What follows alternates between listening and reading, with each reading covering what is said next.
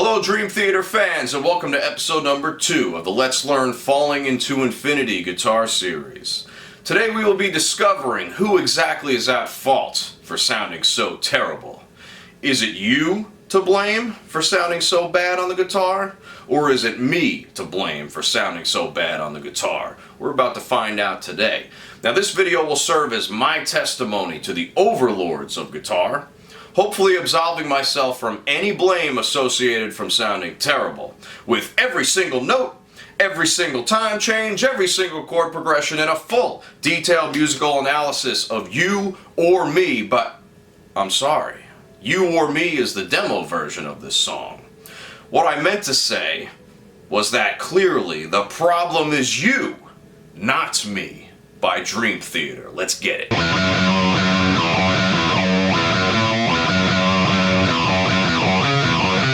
You Not Me is notorious amongst Dream Theater fans, as it encapsulates a feeling of the band, during this time, being pressured and controlled by their record label to create a more mainstream sound.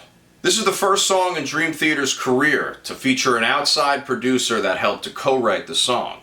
And that producer was none other than Desmond Child. That's right, the Desmond Child, the one who helped to produce Bon Jovi's Livin' on a Prayer. The one that helped to produce Aerosmith's Dude Looks Like a Lady. And that's right, he also helped to produce Ricky Martin's Livin' La Vida Loca. Now if you never heard that song, please take a time machine back to 1999 and never return. Okay, you can stay there forever. Now despite the negative connotations, John Petrucci has spoken pretty fondly of this experience, and overall I think the song came out pretty good. Now before we get into any guitar, we have to talk about the drum intro. The rhythm starts with a fast burst of 3 notes, followed by a slower run of 5 notes. The tempo is very slow at 77 beats per minute. And because of this slow tempo, note values like 16th and 32nd notes are going to be very common as we go through this. The rhythm begins with 3 32nd note triplets played on the bass drum, followed by 5 tuplets or quintuplets on the snare drum. Now this is the most rhythmically complex part in the entire song, so we're blowing our load pretty early. Prepare for 4/4 the whole rest of the way. The main reason why I went over that first drum part is because if you don't know how many hits Mike Portnoy is hitting, or your drummer in the band, perhaps you're covering this song, if you don't know that there's 5 notes being hit on the snare drum, 1, 2, 3, 4, 5, 1, 2, 3, 4, 5, you're not going to know when to come in with this guitar riff.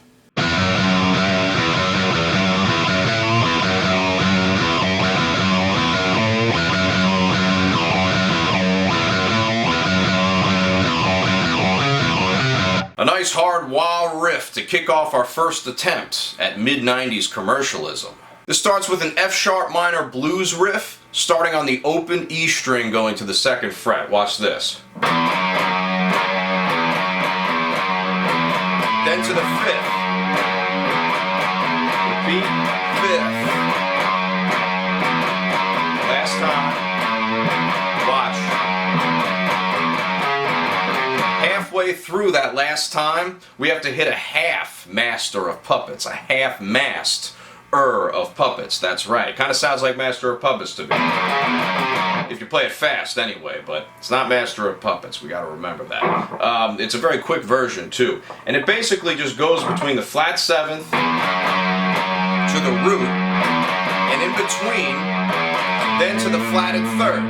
Okay, so flat 7, root, flatted 3rd. Nothing to see there. And for the Master of Puppets bit, we just have flat 7, root, to the 5th, flat 7, root, to the flatted 5th. So you're going to a tritone, a power chord to a tritone. Pretty demonic sounding if you ask me. Now, you're going to want to strategically place vibrato on certain notes. Alright, some pretty heavy vibrato as well, as you're rocking the wah. Now watch this, ready? Notice, on the 3rd note and the 4th note, I added significant amounts of vibrato. Maybe not significant, but enough to be noticeable. And then right on that one there, you also want to land on some vibrato, okay? And then, of course, when you hit the 5th fret, you're going to want to hit vibrato as well. So a lot of vibrato in this part. I keep saying vibrato.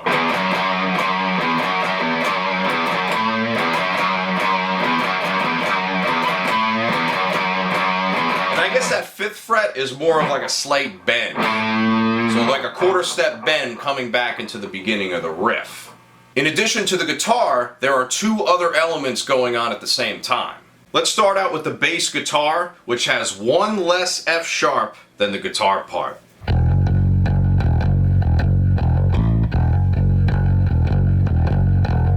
You see where that 1 less F sharp is in that bass rhythm? The guitar is doing a little bit more work here. I don't know what's going on, John, my young. You getting a little lazy? I'm not entirely sure. Well, anyway, the other element is the keyboard part. A very percussive bass synth tone from Derek Sherinian.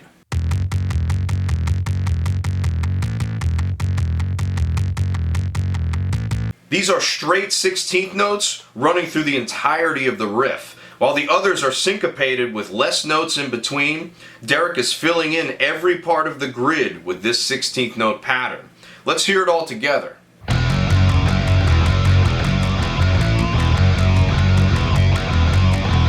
And it looks like video game Sherinian is at it again, making DT sound like DN, Duke Nukem.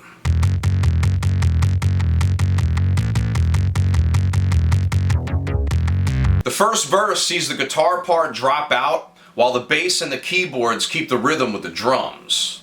The bass is slightly different during this section, so let's compare it to the previous line.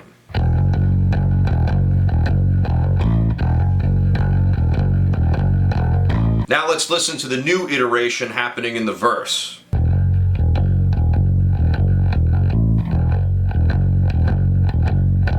While the last iteration was more repetitive, this iteration is more simplistic. We have 4 times going to E to F sharp, and then going to that final A at the end. This is reinforcing the syncopation of the earlier riff without sounding exactly the same. The keyboards continue with the exact same line as they were playing before.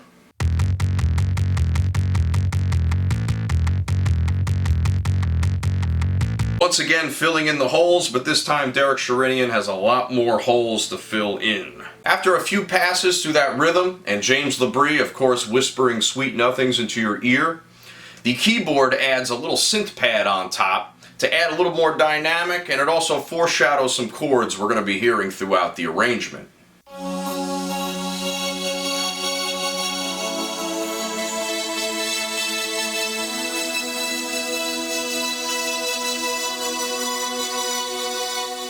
Those 4 chords are F sharp, basically power chords to A, to E, to B. Those are the 1, flat 3, flat 7, and 4 chords respectively. And they're all 5 chords, so we have no idea what the quality is, major or minor. But that doesn't quite matter. It just creates a nice atmosphere over the top of that pedal tone bass line. These chords also foreshadow what the guitar will be doing later on in the song. The only other thing to mention here is the absolutely brilliant lyric that's sung by James LaBrie. Watching you run is making me lazy. That's the funniest lyric I've ever heard in my entire life. Now, once we get out of that verse, we hit into the pre-chorus section, which is a repetitive guitar riff playing through 3 different chords.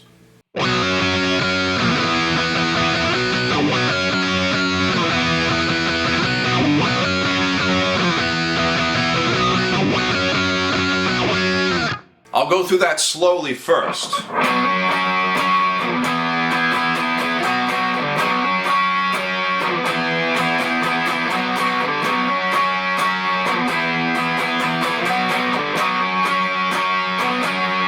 So a relatively simple riff, but we're dealing with 3 different chords. We have an F sharp power chord, which represents the 1 chord, going to an E power chord at the 2nd, 4th, and 5th fret of the D, G, and B strings. That's going to represent our flatted 7th chord, alright? So 1 to flat 7, and then going to this shape, which is not your typical power chord. It's actually an inverted power chord. It's a B power chord, more specifically. It's at the 4th fret of the D, G, and the 7th fret of the B string, okay? And that's a B.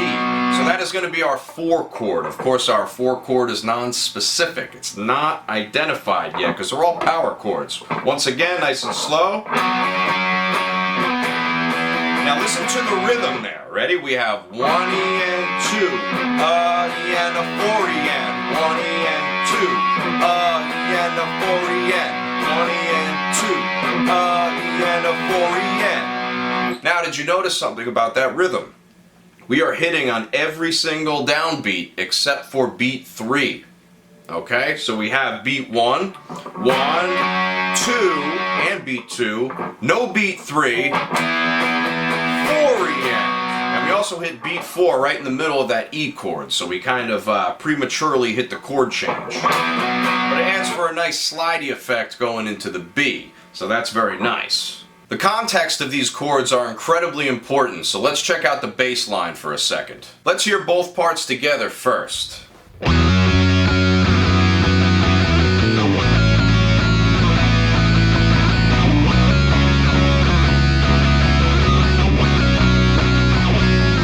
Notice how the guitar keeps playing the same thing over the top of a changing bass line. An ostinato, if you will. Very fancy word. This is flipping the script, because usually the bass line would be playing pedal tones and the guitar will be changing the function. But here it's the exact opposite of what usually happens. So, subverting our expectations, of course. The first bass note is an F sharp, which of course is the root of the F sharp. That makes perfect sense. But when the guitar goes to an E chord, we keep that F sharp on the bottom, and we create what would be an E over an F sharp, or an E5 over F sharp. Then we continue on to the B chord with the same deal. A B over an F sharp.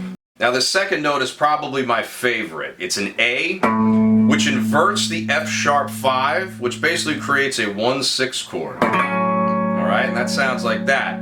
Which then goes to an E5 over A, which is basically an A sus2 chord, or the flat 3 chord. Very nice sound. I love the sound of that chord. And then it goes to a B over A, or a B5 over A, which is basically a third inversion 7th chord put right in the middle of this progression. So, pretty cool sound. The third time we have a C sharp, which is a very odd choice, honestly, because we have now an F sharp 5 over C sharp, which is basically the 1 chord in second inversion. Very gravelly sound to that.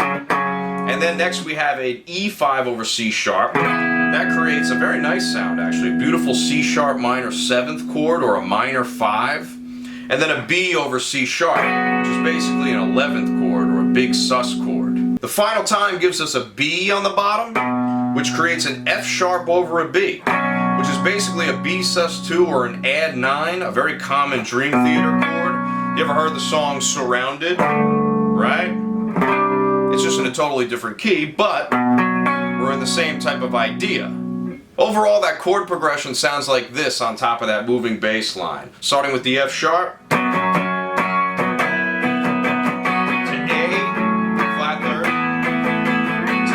sharp to B.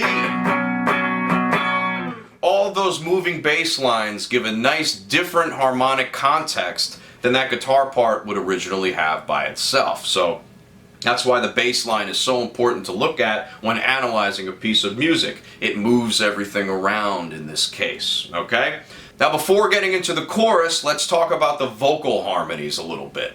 This whole part consists of 2 vocal harmonies, a low harmony. That's alright, I'm okay. It happens every single day. And a high harmony. That's alright, I'm okay. It happens every single day. Both of these start on different notes of the F sharp minor scale. The low harmony starts on the 4th and goes up to the 5th scale degree. That's alright. The high harmony goes up from the flat 7th to the root. That's alright.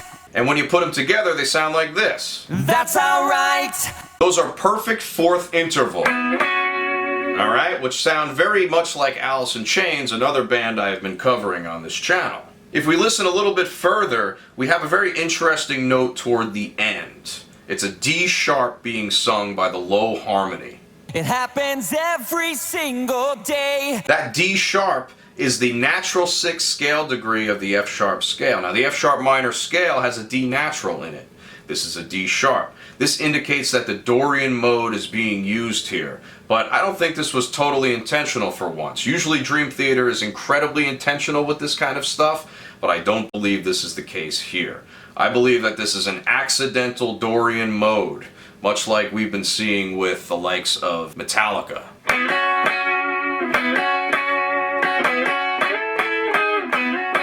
Some pretty cool sounds you can get out of utilizing the perfect fourth interval. Once again, like I said, it reminds me of Alice in Chains. It also reminds me of 90s commercialism, which 90s commercialism is a little bit different than your standard commercialism.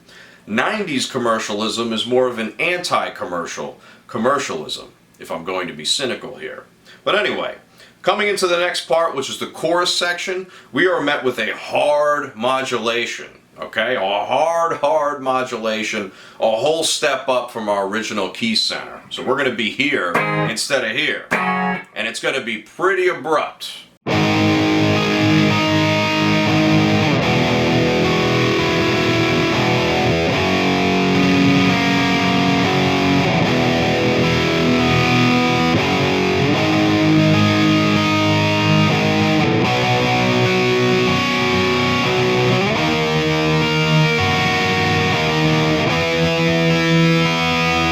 Electric guitar uses a combination of beefy power chords on the bottom with some nice little arpeggios on the top to color in the chord. I'll play it slowly and I'll name the chords as we go. We start off with a G sharp 5 as the 1 chord. G sharp to E with an added 9th to F sharp, add 4, E5, F sharp, G sharp 5 to B sus 2, E flat minor, regular minor chord, E5 in a different position. But we're not going to get to that last part yet. Shh, don't tell anybody about that. We're not going to get there too soon. Now, we start off on this 4th fret G sharp, and you're only going to hit a power chord on the bottom, just like that. Then you're going to arpeggiate the high E string and the B string. That's going to give you the root and the perfect 5th on the very top. So it's just a big power chord. Then we move on to the E. We hit a mega power chord like that. Look, we actually have root, 5th, root, 5th, root. That spans quite a bit, okay? 2 full octaves. And then on the very top, you're going to hit that F sharp on the high E string. That symbolizes the 9th. So that's where that add 9 comes from. You can even call this an E sus 2. Remember, 9 equals 2. We then move on to the F sharp chord, which presents itself as a power chord, but you're going to hold it as if you're playing a bar chord, but the rooster bar chord. And then open B, and that nice dissonance in there. You hear that crunchy dissonance? That's a minor second. You play that by itself, it sounds like total duty pants, but we're not playing it by itself, we're playing it in the context of an F sharp chord, which sounds like this. That's an add 11 chord because we have the B, which is the 11th, or the 4th and 11th are synonymous, and then the A sharp, which is the major 3rd, a beautiful resolution, okay? We then come back down, to the E like this, which is a straight up E power chord down here, skipping the G string and going E, B. That's root and 5th. Okay, so nothing too crazy about these chords. There's barely any 3rds involved either, except for the F sharp chord. Now, after that E, we do hit an F sharp in passing to get back up to G sharp, which is the same exact voicings, root to 5th on the top. Then we hit a B chord. This is the flat 3rd. But we hit the top 2 notes of a B sus 2. This is F sharp, which is the 5th. This is C sharp, which is the 2. Hence sus 2. Okay? Then we move up here. Ready? E flat minor. And you get the perfect 5th up top, followed by the minor 3rd. Pretty self-explanatory with the power chord on the bottom. And then move up a half step to get back to E, which is our flat 6 chord. That's basically just an E power chord, but up at the 7th fret position. On top of that heavy guitar, we have an arpeggiated 12 string that highlights, well, the arpeggios of the heavy guitar. Let's get that soloed.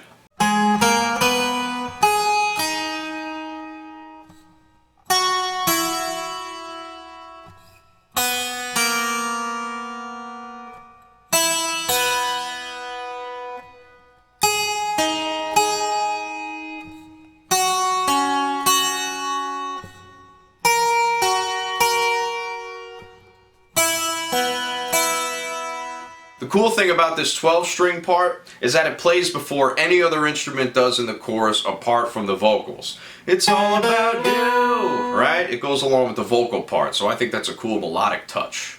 So let's go through it slow. We pick up with 3 notes in the G sharp minor scale, just 1, 2, and flat 3. Okay, and then we're on that flat third right hard on the G sharp minor, and then that actually makes it minor, that's the flat third, and then we arpeggiate the top 2 notes again. We double the electric guitar, right?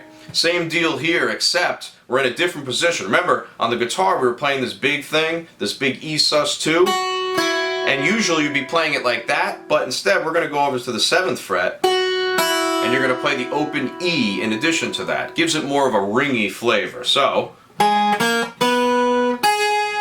let it ring, and very nice. The next one mirrors the electric exactly, and there we get a nice taste of that really high G string. Make sure you don't put your G string on too tight, because otherwise it's going to snap, and the whole subway car is going to smell like popcorn. You don't want that to happen. But this directly mirrors what the electric is doing, and then on the E we're going to go like this. Okay, and then we come back, and then we do this, ready? A little more active, we hit 1 extra note at the very end, just come back. 1, 5, 1. And then here, same deal, up top, the 5th and the flat third, the E flat, and then the open. Let that ring off, and then stop it once the next part comes in. Adding the 12-string on top of this heavy electric guitar part is a very cool production trick. It basically combines 2 forces, the heavy power chords from the electric guitar and the bright, sparkly beauty of the 12-string. So we're taking 2 opposing forces and having them work together in perfect harmony, just like yin and yang of the universe. A beautiful sight to behold. Now another cool production trick, not really a trick, but a compositional move, which I'm not sure how many of these moves Desmond Child had a part in, but this one is in the bass line. The first 2 chords of the chorus feature some pedal tones from John Mayung on the bass.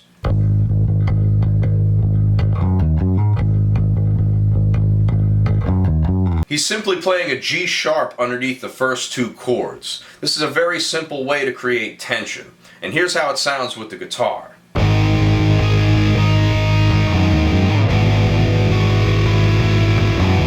That minor 6th interval created by the bass and the guitar is what gives us that sound. So here's the first chord, and here's the second. It gives us a lot of tension because that bass line is just stubbornly staying in the same exact spot. The only other instrument that exists here is a piano part that you can barely hear in the mix.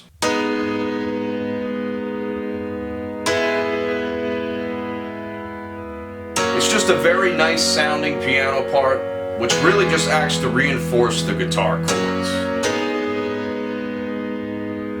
The vocals are up next. We have 3 James LaBrie's to tackle, which is way more James LaBrie's than anybody's ever asked for. But let's break them down, first starting with the main vocal part. It's all about you, not me. It's all about the things that you're expecting me to be.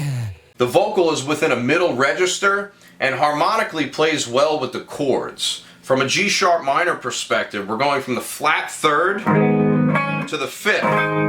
Alright, so it's all about you. Just like that. And it actually directly harmonizes the acoustic guitar part. It's all about you. Hear how those 2 notes harmonize with each other in thirds? Parallel thirds all the way, baby. The next line is interesting, as it starts by anticipating the E, but lands heavily on a C sharp, which is the 6th of the chord played underneath.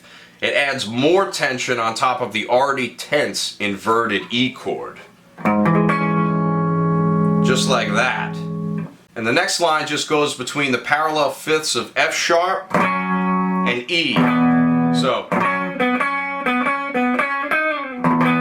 very simple in that respect. Now that's a parallel 5th, my friends, and let me tell you, you get kicked out of music school for that funny business. The melody continues along with the same line as the opening. It's not about time to waste. Except when we hit the B, we're actually hitting the third, second, and first of that chord. And that E from the previous G sharp minor is actually an anticipated sus chord. So you're basically hitting the sus before you even hit the sus. We don't actually hit a sus, that's the trick right there. We then hit the flat 7th of the D sharp chord. A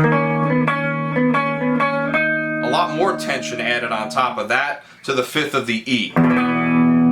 So a lot of very pure intervals going on here. Now this melody is sandwiched between a low octave and a high octave. Now this harmony actually goes right along with the 12-string notes. It's all about you, not me. It's all about the things that you're expecting me to be. Instead of harmonizing that, we're in unison this time.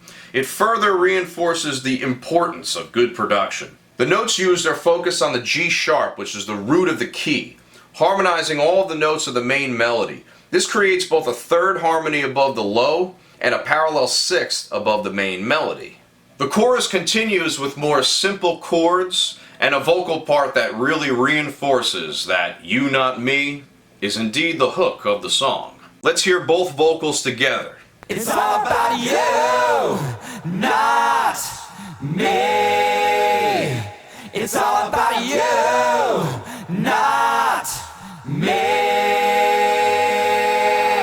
Now I don't know if you noticed that, but something else was added below. These backup vocals are credited to the Del Fuvio brothers, which is basically a team duo of Mike Portnoy and Derek Sherinian on the vocals. Now I would imagine that Derek Sherinian is on the low vocal because I've never heard a vocal with this quality in a Dream Theater song until today. It's basically the same harmony, but it's an octave lower, and certainly sung like a true baritone. Now the guitars are just playing 3 separate power chords that descend and then ascend, but there's one tiny little thing that I left out before that I told you not to tell anybody about. And that's these 3 chords right here. Ready? That's basically a B5, but played as a perfect 4th.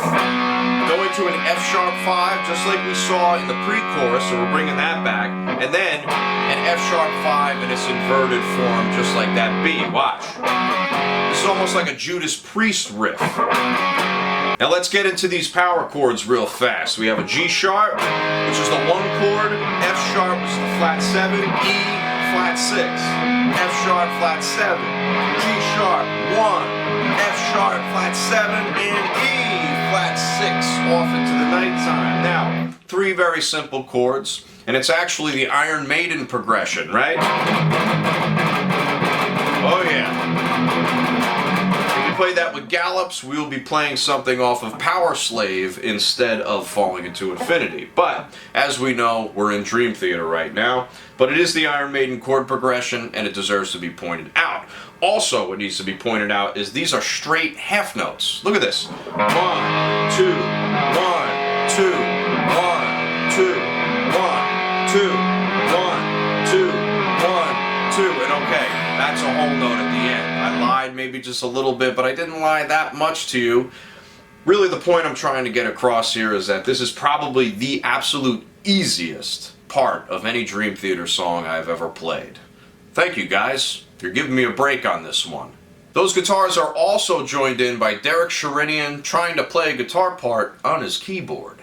Here's just the keyboard part.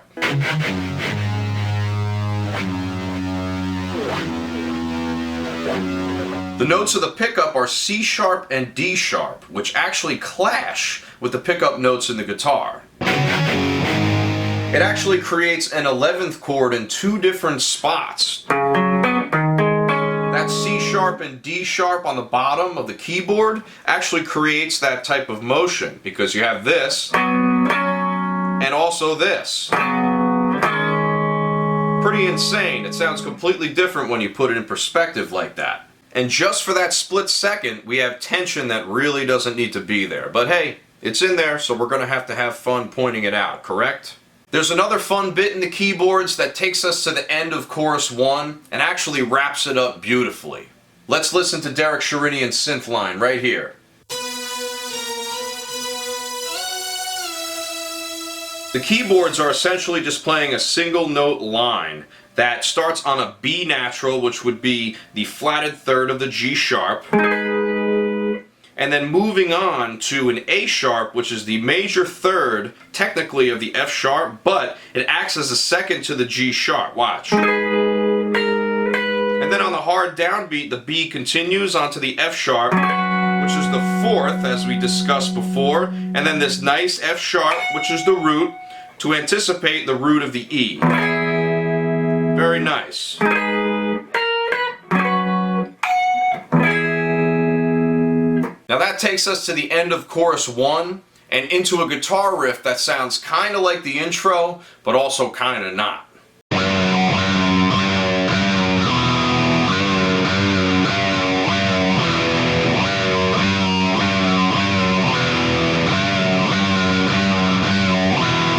We have a series of 4 half-step bends and releases that occur, okay, which then resolve to an E5 power chord. Check it out, very simple riff. We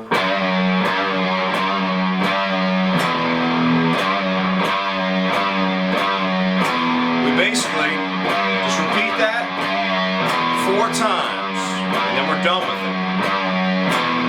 Now, a little more to say about that. This is in an F sharp Phrygian mode because we're actually doing a half-step bend, which goes up to a G, which is a very tense interval of a flat 2, which indicates the Phrygian mode. It's basically a minor scale with a flatted second on the bottom.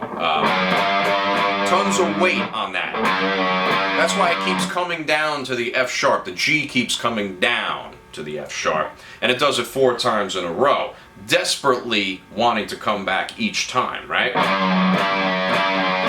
And then we go down even lower to that E chord, which is basically the flatted 7th coming back in. We can even call that an E minor, and the F sharp is now being a major chord, and we'll go over that a little bit further in a little bit, but yeah, almost like an F sharp Phrygian dominant. That's when you have a major chord with a flat 2 on the bottom, so it's a pretty cool sound.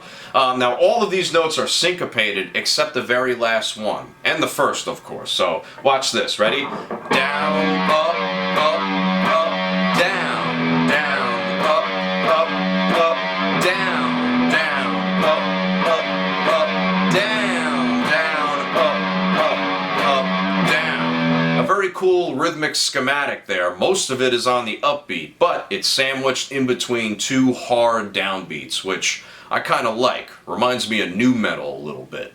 And as always, there's 2 other elements that make this riff even more interesting, because let's face it, that's a little boring by itself. And that is the bass and the keyboard. First, let's hear what the bass is doing.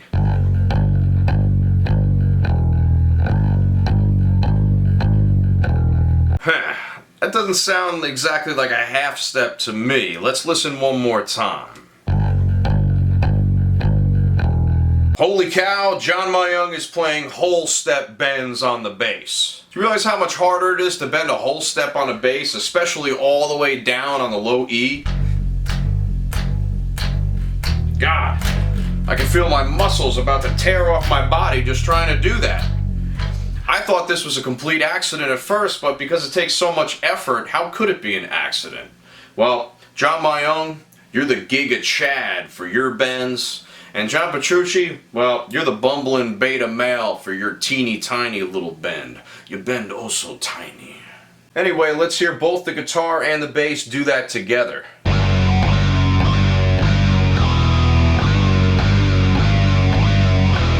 It's interesting how it doesn't sound all that bad at all, even though there is a half-step dissonance going between those 2 instruments. That's right, a whole step versus a half step. That creates 2 different half steps, and I kind of like it, but it's still kind of whack. And speaking of half steps, we have Derek Sherinian following in Kevin Moore's footsteps, playing, that's right, a single note synth line.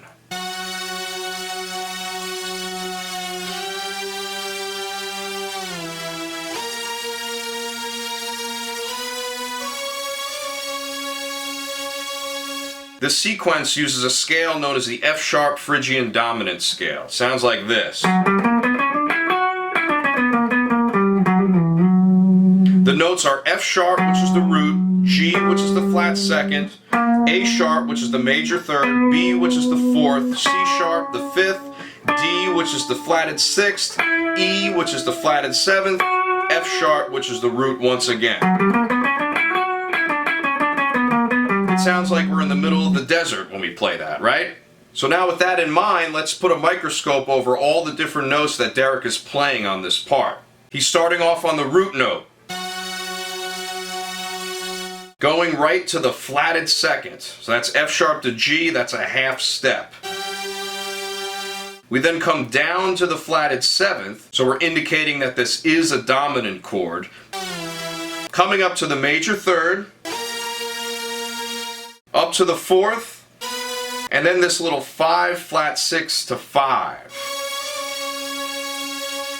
Very cool motion up at the top. So let's just hear that one more time in context.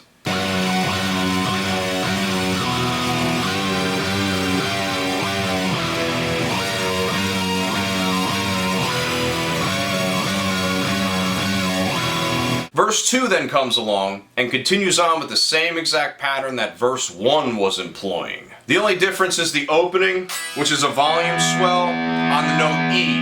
And it's basically an E5 power chord, E, B, root 5th, and then B, E, which is 5th root.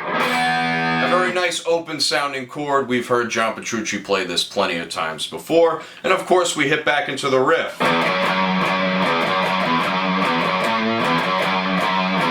This time, we got James LaBrie, almost rapping. And at the end, we also have to hit that not so shittily F sharp power chord. Watch. Last time.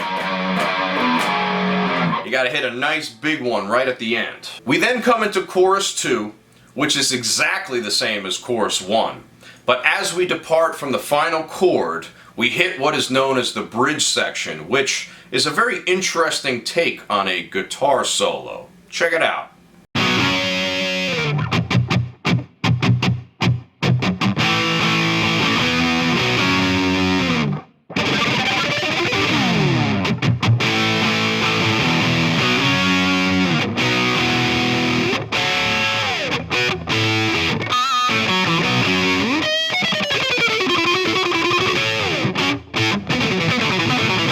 So right off the bat, we see that this deals with very small chord voicings, 2-note chord voicings for the most part, and that leaves the soloing for the very end.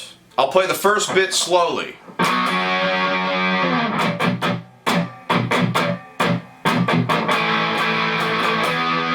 Alright, so that's all there is to that very first part. Now, basically, we're starting with what originally was the pre-chorus part. Watch this.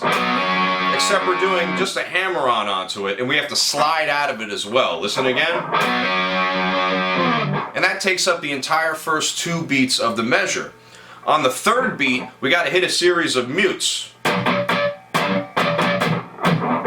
might want to mute with both hands on this part, just to get the low frequency mute. Alright, and you give that exact same rhythm.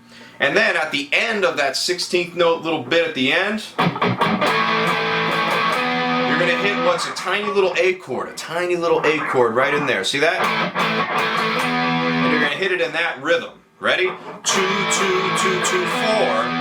And add a little bit of vibrato too to give it some added flavor. One more time.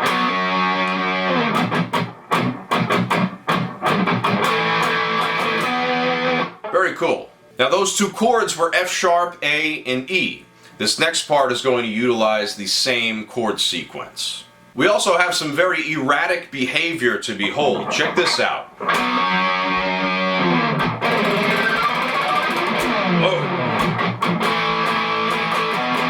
Pretty cool if you ask me. We start off with the exact same hammer-on into the F sharp 5, a la the first pre-chorus. We slide out of it, but this time we wait a little bit longer. 1/16th note to be precise. And then we come in with this G string slide. A gigantic, gigasmic, a gas giant, a Jupiter, Saturn, nebulous, your anus G string slide, alright? Never do a G string slide on your anus. It's gonna hurt a lot. Now check this out. You're gonna do a G string slide right here. You're going to tremolo pick as fast as you possibly can, all right, as if you're a hen or a rooster pecking a seed on the ground incredibly quickly, breaking your beak. Just like that. And you're going to go with the open G, sliding across all natural harmonics as you move along, basically until you get to the 9th or the 10th fret of the G string. Watch. And then you're going to slide out of it right on the downbeat of 1. Okay, so you're going to syncopate the first one. Boom! So it's less than 2 beats of that erratic slide, so you have to pay attention to the rhythm. You're not going to get lost if you know exactly where those downbeats fall. Ready? Up until that point. 2, 3, and 1. And then we hit into the next set of mutes, which basically continues the original set from the first part. Alright? We just do 3/16. And this time we hit a low E power chord, leaving out the low E string, I would say. I would say leave that out because it makes it sound a little more crunchy. Yeah, a little more crunchy sounding. These are very crunchy intervals when you put the overdrive channel on, which, by the way, John Petrucci has, because this is not ultra high gain like a lot of the stuff we've been hearing from him, alright? Let's get that one more time. Here we go. 2, 3. Boom! Chaka-chaka. And then we move on. So after that Eddie Van Halen inspired lick, we move on to a part that gets a little more complex with these chord voicings, moving it a little further and expanding around the neck. Real slow on that.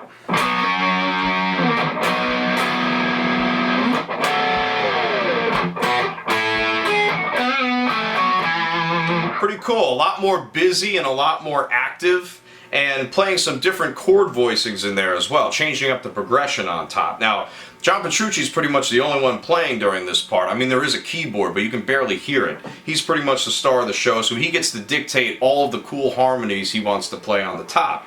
Now, we start off with the exact same thing we've been doing the past 2 times. That's with that hammer on into the F sharp 5. Now, we do do a brief slide out of that.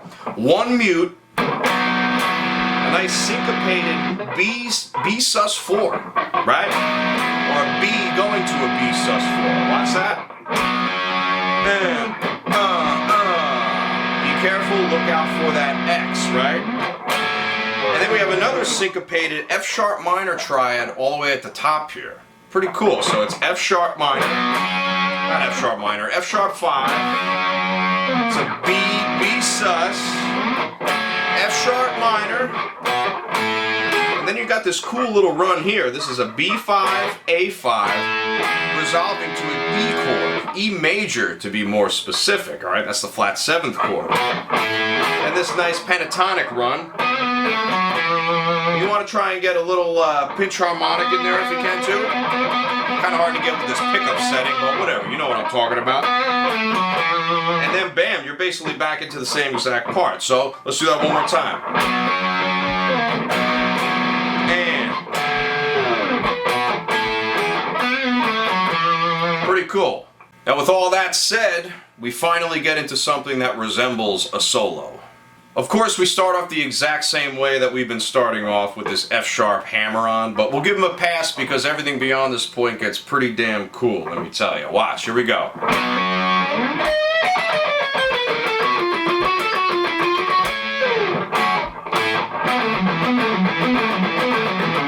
Pretty damn cool if you ask me, right? John Petrucci definitely pulling out all the stops on this last part. So coming up on that high part again, you do a half step bend on the 16th fret. That's a D sharp going to an E, or the natural 6 to the flatted 7th. Going up to the root, and then a bunch of chromatics coming down the F sharp minor blues scale.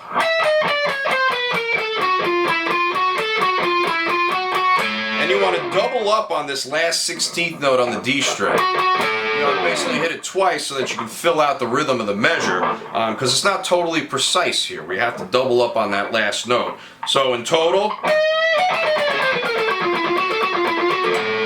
okay, one more time.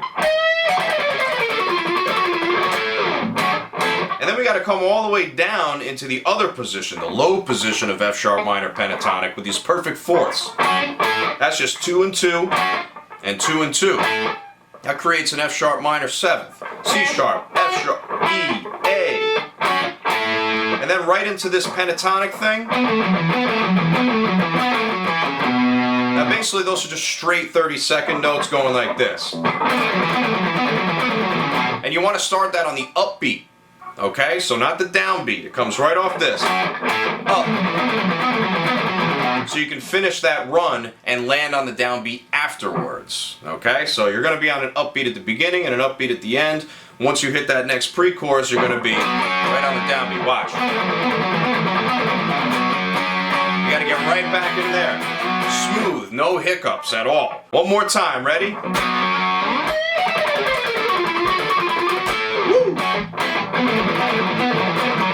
Pretty cool. Now that final burst of notes is not by itself, now is it? It's actually joined in by the drums. And it's also joined in by a second guitar that's doing its best New Millennium impression. Here's the original lick, and here's what is played at the exact same time. Instead of starting in the same spot, it starts a fourth lower, creating both a harmony and an offset version of the original line. A very brief iteration of the King Crimson effect. Let's get both of these once more. As long as you play that pattern exactly how it's written, you'll get that cool ping pong effect between the two guitars, panned hard left and hard right for even greater separation. Now, this is a very interesting take on a guitar solo, I must say. Me thinks that this was their attempt at an anti-solo. That's right, an anti-guitar solo, guitar solo. Now remember, this was the 1990s, so anything that could be rebelled against was rebelled against, including something that all the fans adored, which was the guitar solo. Now anyway, there's a chord progression that's set up by the bass line that needs to be pointed out, and it happens halfway through the solo, so let's gloss over that real fast.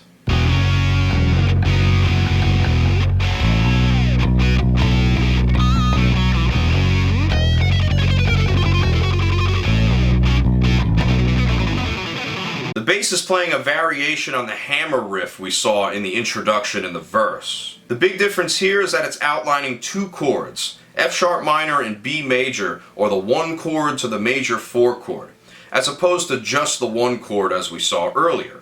After the solo section, we hit back into the pre-chorus section, the original one, not that fake out one from the pre-chorus 2, pre-chorus 1. It's exactly the same as it was before with this riff. All the vocal harmonies and all the parts are exactly the same, and the stop at the end.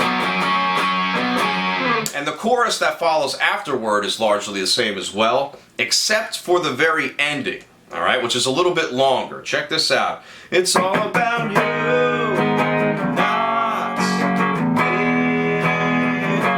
It's all about you, not me. It's all about you, not me. What did you notice about that? It plays one extra time. That's right, 3 times. It's an oddball number, if you ask me. This extension also sees a longer synth line being played at the ending.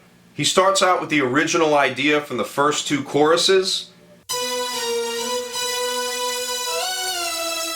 and then expands it by moving into the higher octave.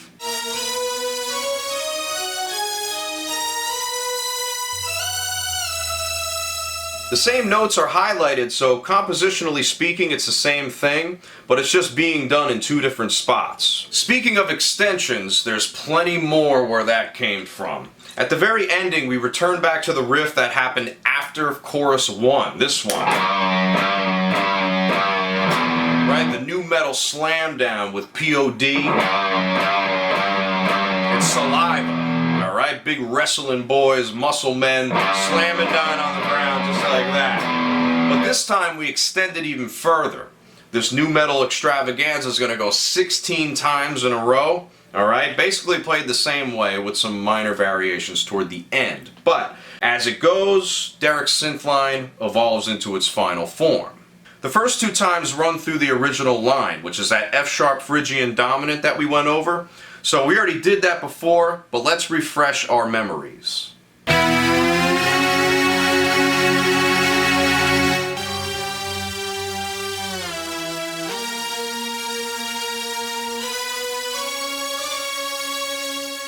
This idea then moves into a variation that goes into a higher register than earlier.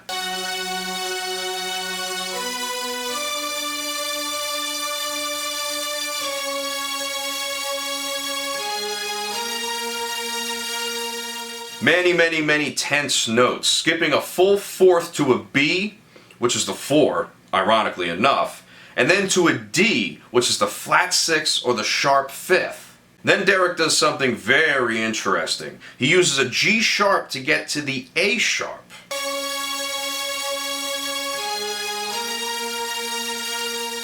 Now, the A sharp is absolutely fine because that's the 3rd, which we've been seeing. What we haven't been seeing is a major 2nd, which is what an A sharp would be. Remember, this is supposed to be a Phrygian idea, but we threw out the flat 2, so it's no longer Phrygian. It's just a regular major scale now? The nerve of this guy. He's basically making it more complex by playing a simpler idea. He might as well be playing Mary Had a Little Lamb out of Fatwa. Now, lucky for us, Derek decides to regain his consistency with the final run of notes.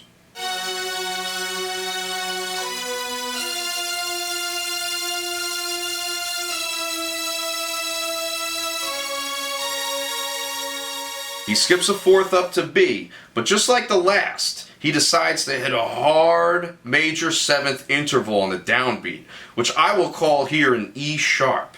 Listen to these 3 notes again.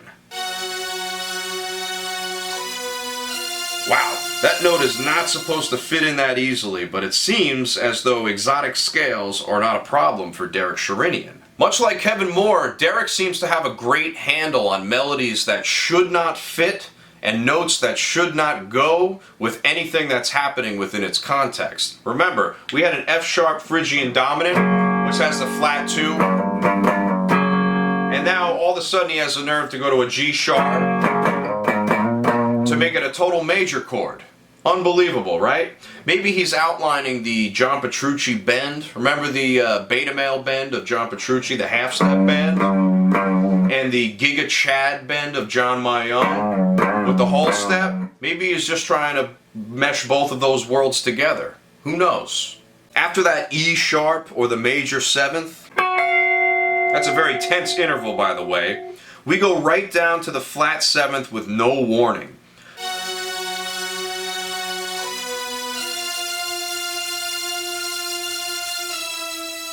Another motion that shouldn't be as melodic as it is, but it does work. Here we go, ready? Here's the major 7th, and there's the flat 7th. It sounds completely ridiculous, but it works in this context. It's all about where you put these notes. This then starts the final 3 notes to cap off the song.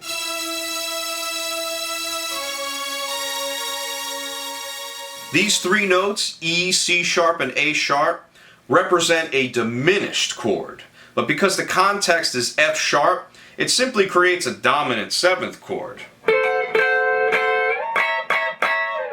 Remember, you can have chords on top of chords that create a larger chord, and this is such a case. And with that said, let me say my final parting words with the last 4 times through this guitar riff. We're basically just doing this. Same bends, beta male bends, but 4 Giga Chad palm mutes at the end.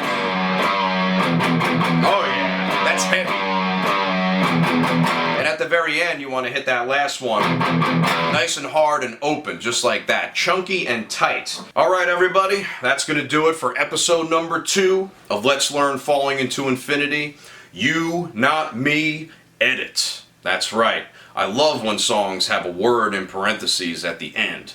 That doesn't really make any sense at all. But here I guess it does make sense because originally the song was, I guess, totally different. So they edited it. Incredible. Desmond Child helped them to edit it with his production chops. Now, I don't know specifically what he did, but that would be an interesting question to ask somebody. Like, what did he actually do specifically? Now, I don't know. I can only speculate.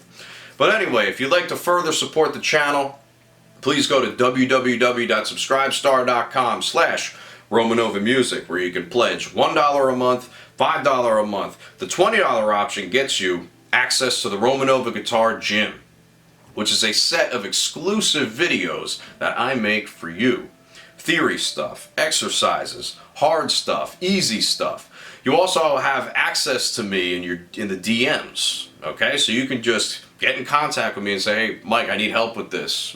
And I'll be like, okay, what do you need? You know? So there's that kind of back and forth going on there too. I'm even going to start doing that for the $5 options as well, all right? So any of you $5 subscribers, come in my DMs, slip in those DMs, and we'll see where it goes, okay? Yeah, that's about it. You could also leave a tip on my PayPal, and you can leave a like. You could subscribe to the channel, leave a comment. These all help against the YouTube algorithm. So smash that like button, smash that subscribe button, and leave those comments like you wouldn't believe, man. All right. Thank you very much, everybody, for coming along this journey. Have a good night.